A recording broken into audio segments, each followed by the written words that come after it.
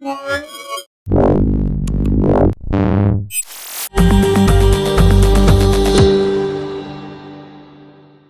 guys, Sasha from MWC here. I'm at the Sony booth taking a first look at the new Sony Xperia Z2 tablet. So this is the successor of the previous version here, which is still one of my favorite 10-inch tablets that are around on the market. Let me give you a little rundown on the specs. First of all, it's only 6.4 millimeters thick. Well, that's not thick, that's very thin.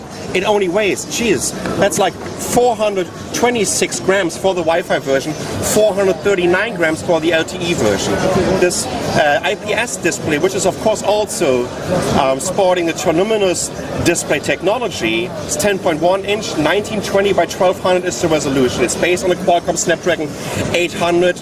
That's a quad-core SoC clocked at 2.3 gigahertz, and it comes with the Adreno 330 GPU. Has 300 gigabytes of RAM, that would be amazing, right? 3 gigabytes of RAM, up to 16 gigabytes of internal storage for the LTE version, up to 32 gigabytes of internal storage for the Wi-Fi version, but you can upgrade this internal storage with a micro SD card of up to 64 gigabytes. We have a 2 megapixel camera on the front, there's an 8 megapixel camera on the back, and what's also important is it comes with a 6000 milliampere hour battery. Let's take a quick look at if there's anything new here on the UI, and let me quickly check the settings here to see on which version of Android it's running. So it's running Android KitKat 4.4.2, so that's pretty nice. Let's take a quick look around the device, and once again it just feels so much nicer than the original Xperia Z tablet, which was a little bit edgy in my opinion.